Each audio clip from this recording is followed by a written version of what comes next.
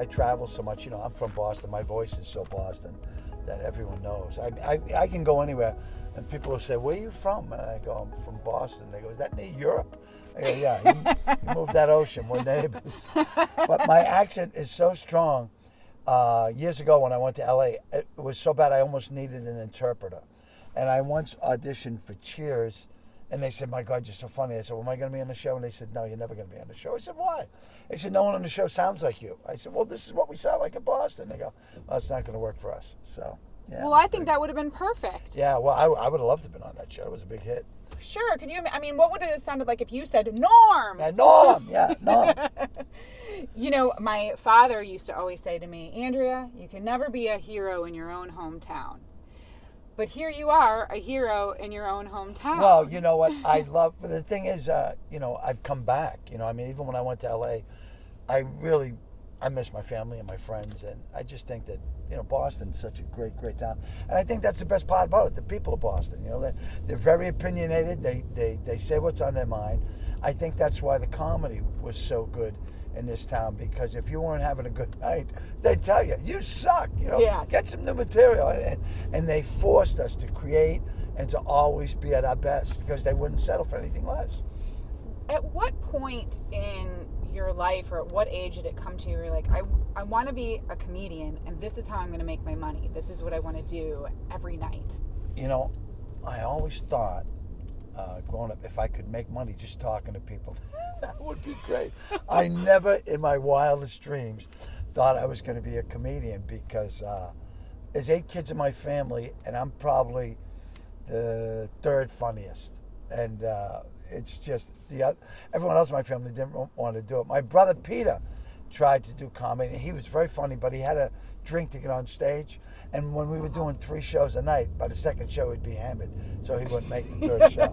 But I was working as a janitor in City Hall in Cambridge, and I took the other janitors out for dinner one night, and we stopped in at this Springfield Street saloon, and they were having these comedians, and the guys with me say, "You're funnier than them." So the next week I went back and I got on stage, and I took like a Woody Allen piece of material and changed it around, because I didn't even know Woody Allen was a comedian back then. And I changed it to me, and I went on stage. I got a standing ovation, and this little old guy came backstage and said, "Mr. Clarke, you're very funny, but you shouldn't do Woody Allen's material." "Woody, oh, screw you, get out of here." And I said, "That's it. I'm never going to do anyone else's material again." So I wrote my own stuff, and I was horrible. I bombed for like 6 or 7 months, but I wouldn't quit. And I knew just from the action I got the first night when I got that, I wanted this. And, I've been doing it for 40 years now, and it's all changed. I think the big thing about stand-up comedy now is, unless you're a really, really, really big name, like the flavor of the month, you have to be very careful because of the political correctness of it all. You say one wrong thing and your career is over. And when I started, you could say or do whatever you wanted. Talk about sanctuary cities. It was a sanctuary stage. No one could touch you up there. I mean, people could throw bottles and stuff, but I mean, you could do whatever you wanted, and no one said boo. I mean, you could offend a crowd. You could even walk a crowd. You know, they'd get up if they hated you enough. They'd get up and walk out. But it was free. It was really free. And now everybody is so offended. It just takes the fun out of it. You know? When did you notice that change happen? The shift of having to be politically correct? About 8 or 9 years ago. It really, really came into its own. You know, I'm offended. You know, people would come up to you. "I'm really offended at what you said." And I go, "Wait a minute, back up. I said so much that was offensive. Which particular thing offended you the most?" And I could tell that they would nitpick about things. I go, "Oh my God," you know, it's just, you know, like racism. I always would laugh when everyone would even attempt to equate me to a racist, because 2 of my sisters married black guys, and I have more black people in my immediate family than Obama had in the White House for 8 years. So let's let that simmer for a minute. Yeah, I mean, some people just like to be miserable, you know, and I like to be happy. I try to be a happy person. And I know life sucks, life's tough, but, you know, try to make the best of it. But that's comedy too. That's That bringing is happiness, comedy. and Yes. we need to laugh a little bit more too, If you and can't- at ourselves. You're right, exactly right. If you can't laugh about yourself, a lot of my comedy is Self-deprecating. self-deprecating. There you go. I don't know what it is, but I know how to say it, but I know how to do it. Yeah, yeah, it's self-deprecating. Yeah, because I don't take myself serious. This all started as a joke. I've had a very, very nice career, only because a lot of things when I started, Andrea, things that I'd say, people would just roar hysterically and they go, "What an obscene take on life you have. That's so great. How did you come up with that?" I didn't have the heart to tell them. It's just how I felt. And rather than explain that and take away, what they thought was so funny, I just went, "Oh yeah, that's what I do." I was watching a really interesting documentary about the history of comedy in Boston when stand-up stood out. Oh my God! Oh God! It's great. You know what? John Henry, who owns the Red Sox, called me up one night and said, "Would you like to come to the ball game and be in my booth with me tomorrow night and bring your wife?" I said, "Of course." They were playing the Yankees. So I'm, I used to, With John Henry? Yeah, I know. I love John Henry. Not just because he's brought us 3 world championships, but because he's an amazing guy, a very generous man, does so much for charity that he doesn't want people to know about. John Henry's the type of guy who will donate $1 million and doesn't want his name mentioned. Whereas I'll give you $20, but I want you to tell 1 million people I gave. Right. He's a true giver. He's such a good man. So he invited me to the game in his booth, and I went, "Oh my God, this is fabulous." So we went, and he said, "Here's the person I want you to meet," and it was Steve Martin. I went, "Oh my God, Steve Martin!" I remember I went to see him at the Heinz Auditorium when he was on the Wild and Crazy tour. I think it was the Wild and Crazy tour, but I'm a Wild and Crazy guy, but he had the arrow through his head and the balloon animals. It was really early on in his stand-up. We're talking 40 years ago, and I was like, "Oh my God, I can't believe it." So he said to me, "I saw that movie when stand-up stood out last night, and I just had to meet you." And I went, "Oh my God!" Steve And I Martin was, wants yeah. to meet me. So he goes, "I really think you're amazing." I said, "Tell my wife, let my wife hear this." And it was at that point that we were just getting to talk, and I got a phone call, and I looked down, it was Bill Belichick. So I said to Steve, "I'm sorry, Steve, I have to take this call." He Wait, said, Bill "Yeah, go on." Belichick's in your phone? Oh yeah, I'm good friends with Bill. So Bill calls me, he says, "Lenny," I said, "Hey Coach, what's up?" He goes, "I need a favor." I go, "Anything you need." He goes, "I really need you to come in and talk to the team. It's been a terrible week." And I said, "Yeah, no problem, Coach." He says, "I don't think you understand." I said, "What's that?" He goes, "I need you to do it now." I said, "Now?" I'm at Fenway Park. I'm with John Henry in his booth with Steve Martin, and he's telling me I'm fantastic. I goes, "You want me to come now?" He goes, "Well, I really need you." I go, "Oh, gee." I said, "All right, where do I have to go?" He says, "There's a car waiting for you behind home plate." I said, "You knew I'd say yes?" He said, "You never said no before." So I tell my wife, I said, "Honey, I got to go." I tell Steve Martin, it was so nice to meet him. He ends up sending me a copy of his latest book. It was an incredible night. So I get in the car and I go down, and I'm at a hotel with where the Patriots are staying the night before the game. And this was during the week of Spygate, when he was accused of stealing signals. So Yeah, okay, Spygate, Deflategate. There have been a lot of gates. Yeah, a lot of gates, huh? yeah. So anyway, But he wins. Yeah, He's a he's a winner. winner. He's unbelievable. So I go in and I speak with the team and I tell a couple of jokes, and the team's not laughing. I go, "What's the matter with you guys? Those jokes are great. They always work." Our coach told us those jokes. I said, "You're not only stealing, you stole my joke." The crowd goes crazy. So anyway, I have one of the best shows I've ever done in my entire life for the team. And the next day, I go to the game, and they give me a game ball. That was like one of my prized possessions. Wow. So needless to say, I love Bill Belichick. We must have been friends 15 years now. And you're a real friend. Oh, wow. To walk out on a life moment with Steve Martin and John Henry at Fenway. Yeah. Well, John's had me back several times. Steve Martin sent me the book, and I got to meet him. And it was like, sometimes when you meet your, I'd go. Come on, it's Boston. Red lights are optional, Okay. and stop signs are just suggestive. Oh, okay. Yeah, Thank you're you. fine. Yeah, All right, you're I've got okay. you with me. Yeah, right. And plus, We will be able to talk our way out of it. yes, I am friend of law enforcement. We love law enforcement. Yes, we do. They do great we work. got the seatbelts on. I know. Yeah. So, It's been amazing.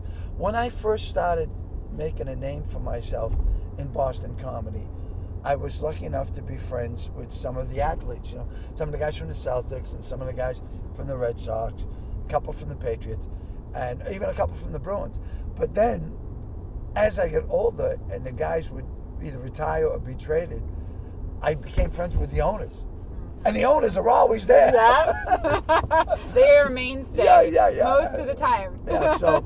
At least in this city. Yeah. Well, you know, we have some of the greatest owners in sports that you can imagine, because Bob Kraft is, he's one of the sweetest, nicest guys. And what he's done. Here's a guy who was a fan. When he bought this team was a mess. And he was a fan.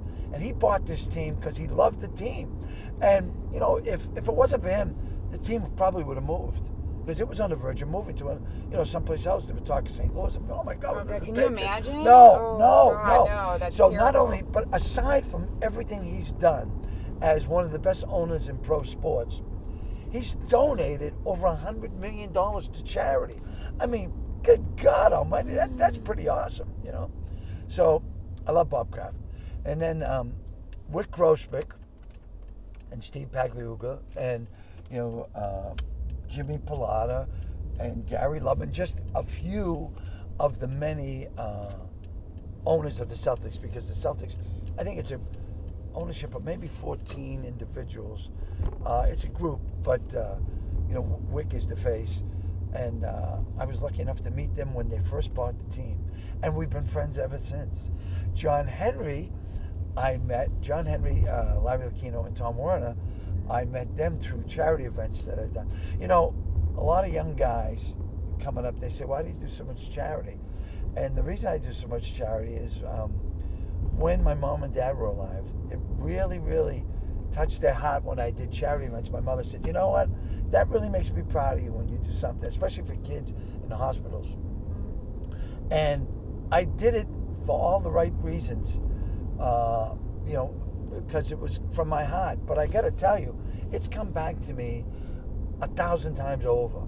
And I tell these young kids, if you get a chance and you get some celebrity and you can use that to help a charity, by all means do it.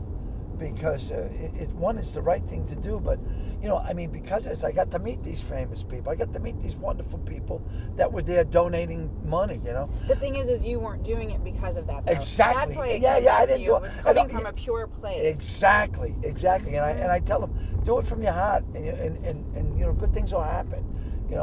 Some people are always just trying to do things to get ahead, and I'm just trying to stay afloat. I think we all are at some level. But, it's interesting you say that some people are always just trying to do things to get ahead. And you're in a business that can really be, tough and ugly. The world of acting and entertainment, comedy. God. It's just sort of who can get ahead and outdo each other. Know what? So how did you keep that level head and have this, your family? My family.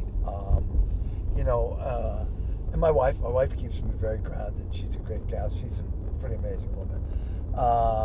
My family I remember the first time I did the Tonight Show, and they said, you were good, but I didn't like your shirt. I did that was their takeaway? I really did the Tonight Show. You're worried about the shirt I had? Yeah. It's like, oh my God, I think it was a white shirt. And they're like, man, you come on size. Oh my God. Did you do Tonight with Johnny? No, I never did Tonight with Johnny. One of my big regrets in life. But the funny thing was, I've met presidents, CEOs, captains of industry, owners of sports teams. Incredible people, very powerful people. And I went backstage and got as close to Johnny Carson as I am to you. And he gave me a look with these eyes that said, don't even say a word. And it was the only time in my life I felt that strong. I backed up and walked away. And I heard later on that he was a guy who you didn't speak to him unless he spoke to you. He was, he was opposite of you that way. Oh God, yeah. Talked to everybody. I talked to everybody, yeah. And it was really, I regret that I didn't bull through, even if it meant being thrown out of the building. Yes. Because how I got backstage was people said, "Can I help you?" "No, I'm fine." I just walked right backstage, and it was, I always wanted to do that show. That was one of my goals. And I love it. You acted like you knew what you're doing. That's half the battle. Yeah, you just have to act like you're supposed to be there and just keep going. Exactly. My father always used to say, "Walk in like you own the place, because they're going to throw you out anyway." So at least you can say you were there. Right. So I was there. But, that just happened to an event that I went to the other day that Mark Wahlberg was at. Yep. And he was opening up a restaurant. And was it Wahlburgers? Yes. And where were you? This was in Cleveland. Yeah. And by the way, the burger is excellent. Oh, they have great burgers. Great burgers. Yeah, they really do. So I walk up to the VIP stand, and I happen to snag a press pass from somebody. Right. And they said, "Oh, no, this is a closed party. The press pass doesn't get you in." And I'm also with a friend of mine. Right. We were dressed the part, but you always do. Look at you.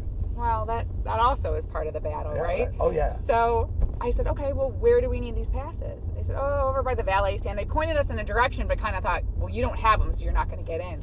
And my friend looked at me. She goes, "How are we going to do this?" I go, "We're going to walk in like we're supposed to be here." Right. Walked right in. As soon as my hand was on the door, I knew we were home free, and there was Mark Wahlberg just, shooting the Wahlburgers there. Yeah. Great guy. In fact, did you work with him on TED too? I've worked with Mark. I worked with Mark years ago at the Music Awards, which always blew my mind because he won an award when he was Marky Mark and the Funky Bunch. Love Marky Mark and the Funky. So Good Vibrations? Good Vibration, right? Come on, I mean, it's one of the best songs ever. I know, and I said to him one night, he came over to my trailer when we were shooting TED 2, and he said, "Lenny, I'm so glad you're here. Anything you need." He was so giving and he remembered, when we met. Plus, his brother Donnie has been really good to me. Donnie had done a television show for TNT before Blue Bloods, and told the director he wanted me on the show. I read somewhere, because of course we should believe everything we read, that it was an interview you were giving with, I don't know, maybe food.com or something, saying that when you were filming one of my favorite movies, There's Something About Mary. Oh God, yeah. That was a turning point for you because they had to rewrite the scene. Oh my God, yes. You couldn't fit through the window. Yeah, you are exactly right. Oh my God, you've done your homework. We shot Something About Mary down in Miami Beach. Oh my God, it was so beautiful. And I went down there, and they had originally planned to have me be the police officer who sticks his face in and go, "How'd you do that?" And then he climbs in. And Steve Sweeney was going to be the fireman. I was so fat, I couldn't get my ass through that window. So they said, "You're going to be the fireman."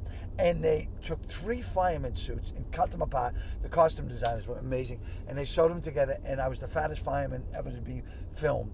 And I think that scene is in the Hall of Fame of comedy, because it was so funny when Ben Stiller gets caught in the zipper. But yeah, that was... Just the line from the movie, yeah, too. Oh God, yeah. That was Do people have you reenact that scene ever? Oh, always. Oh, people always. And the funny thing was, my line isn't, "We've got to bleed up." My line is, "Oh my God, how'd you do that? Hey, listen, Jerry, get a camera. Bring everyone." And Ben Stiller's, no. I want to ask you this too about being a comedian. I remember I was once out in LA, getting ready to interview Will Ferrell. Oh, he kills me. God, is he funny? He's so funny. I mean, and just the physicality of his comedy too. He's pretty amazing. And there were so many journalists. It's like a well-oiled machine. He was doing probably 100 interviews that day. Yep. And a lot of people were coming out of his room saying, "Oh, he's not really that funny today." And so I called somebody who I was working with. I called my boss. I said, "Okay, I've got this interview coming up in about 10 minutes. Everybody said Will's not really being funny." And she said, "Well, then don't try to make him be funny." And it was great advice. I never forgot that, because sometimes I think we try to make people be something that they're not. And then he actually just naturally was very funny in the interview I had with him. Yeah. Do you feel like that happens with you as a comedian? Where... I mean, you just naturally have high energy, so you're probably on a lot. But some people try to force you to be on in scenarios when you don't want to be? Yes. You know what?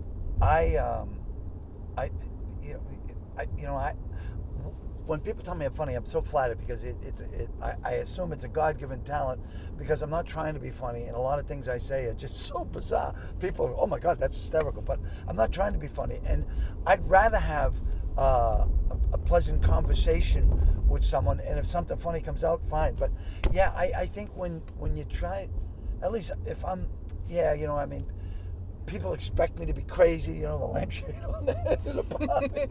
Right, they want you to be like their puppet. Yes. And it's funny. Larry Lucchino said to me once, one of the owners of the Red Sox, he said, we want you to come out and we want you to just be you. We don't want you to perform. We just want to have dinner with you. And John Henry's always like that. John Henry said, Lenny, I'd like you to come to the house for dinner and just to have you there. And I went, oh my God. And then the same thing with Belichick. Oh my God. Belichick is incredibly funny. And people have no idea. No, because he seems so deadpan in his face all the time. Andrea, he is a riot. And he's so brilliant, he came to the set. He came to rescue me. He said, Lenny, can I come to the set? We went out to dinner. We were at the Capitol Grill in New York. And at the time, I was really fat. I looked a lot like Bill Parcells. So we went in, and the maitre d' saw us, and he came out, the manager says, oh my God, Coach Belichick, so nice to have you. And Coach Parcells, I said, hey, screw you, I'm not Parcells. For the real language I use. And the guy walked away. He was mortified. And he came back with the most expensive bottle of wine, and he put it in. Bill tried it. He said, thank you so much. He goes, he's Parcells.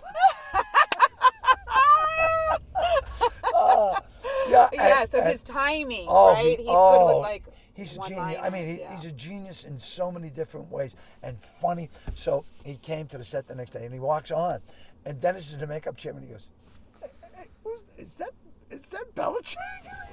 He goes, yeah. So I'm over there talking. He goes, what are you doing? He goes, well, Lenny said I could come by. And he goes, oh yeah, we're glad to have you. But what are you doing with Lenny? He goes, I get that a lot. Well, I saw him on the Tonight Show with Jimmy Fallon. Oh, right. Right after the Super Bowl. The Super Bowl. Yeah. Which, oh my gosh, that Super Bowl. I mean, I feel like I was there. Don't you want to just keep talking about it in Boston? Even though, listen, oh my God, we win a lot. Boston wins a lot, but here's the thing. But still, we're down 28-3, and all I can look at is Brady. And I know Brady has dedicated this game to his mom before the game. It's like, Mom, I'm going to win the game for you. And I'm going, shit, how's he going to do it? And I'm thinking about him. I'm going, wow, I thought it was going to be the other way around. We went out there and blow them out, And I mean, Atlanta's a good team, and I met Ryan, fantastic.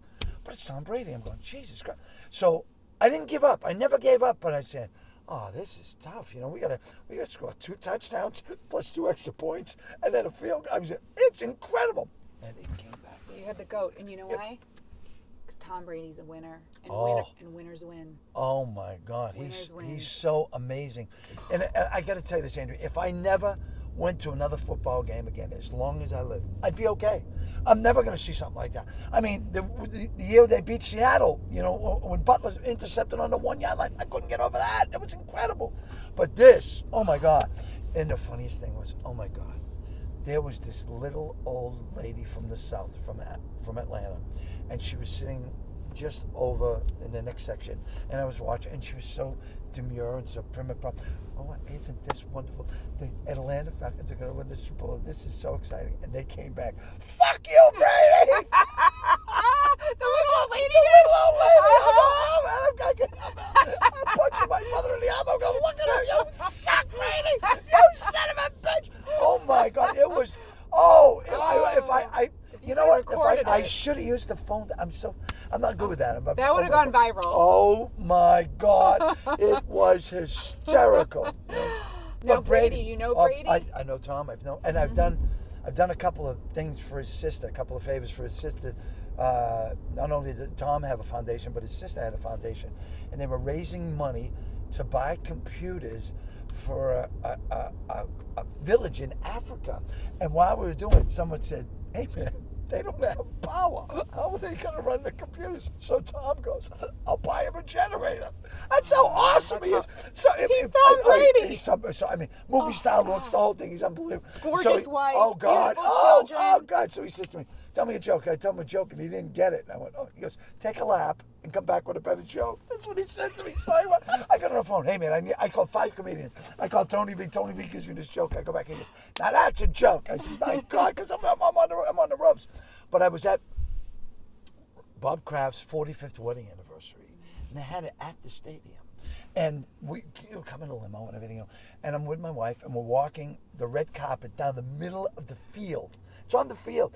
And we're on the Jumbotron. I go, look, baby, we're on the Jumbotron. She goes, act like you've been here before. I go, but I haven't. She's like, but you're an actor. Right.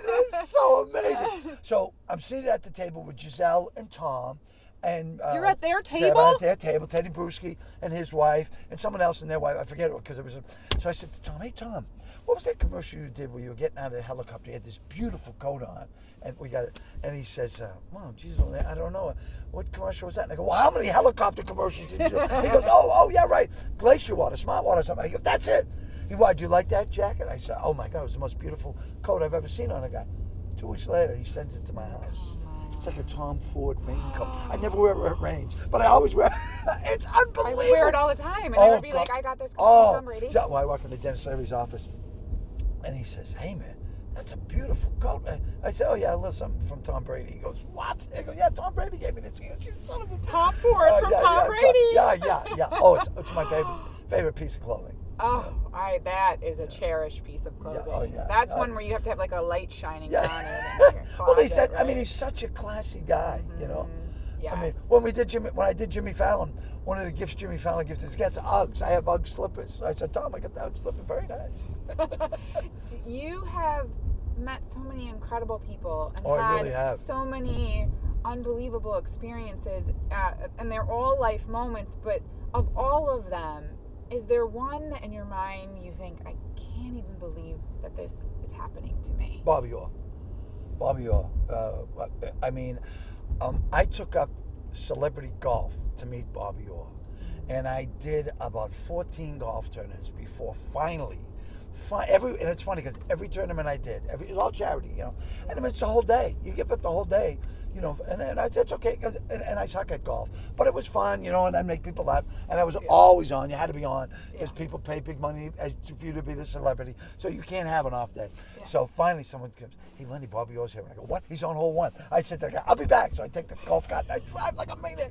I go screaming down the first hole. There goes Lenny Clarke. Yeah. There goes Bill Parcells. I think it was at Ballymead. I think it was. So I hit the brakes and I tear up the. You know, I'm such an asshole. It's just perfect. Yeah. So I go, Bobby Orr, Bobby fucking Orr, and he goes, Lenny Clarke, Lenny fucking Clarke. I go, you know me? He goes, I've been dying to meet you. You've been dying to meet me. I took up this goddamn sport just to meet you.